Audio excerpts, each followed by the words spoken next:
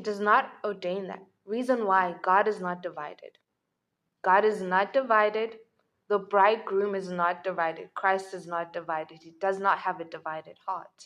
So he only has one bride. Same with covenantal marriages. Remember, I said they reflect God, the glory and the faithfulness of God.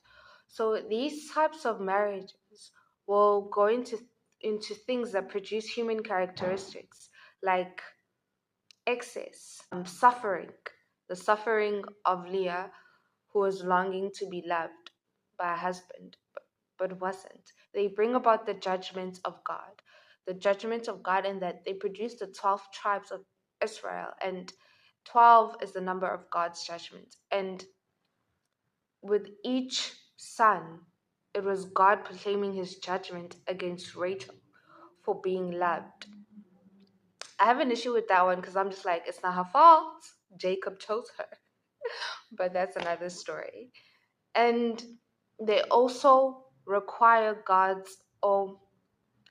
they reveal God's heart in this way, is that God always intercedes. Like, so they bring God's intercession on the earth. This is what human marriages does. And usually, I don't want to term it the romantic marriage, which is what I called it in a previous video. Reason being, it's not to say that covenantal marriages are not romantic. They may be romantic, but that's not their foundation. They're not looking for romance. It's about faithfulness, commitment, and covenant. Whereas these marriages go more on feelings, which is the romance part of it. Jacob married Rachel because he loved her exceedingly. Which brings me to the last marriage structure, which is, once again, the marriage structure I fall under: prophetic marriages. Prophetic marriages are a reflection of Christ and his bride. I've already spoken about that in a previous video. And before I continue with prophetic marriages, I want to reiterate that human structured marriages /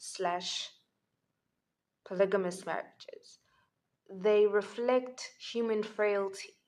So they have results like suffering, and they require God's intercession, where God will intercede. And they have real consequences. And they build things that are out of alignment with the will of the Lord. So prophetic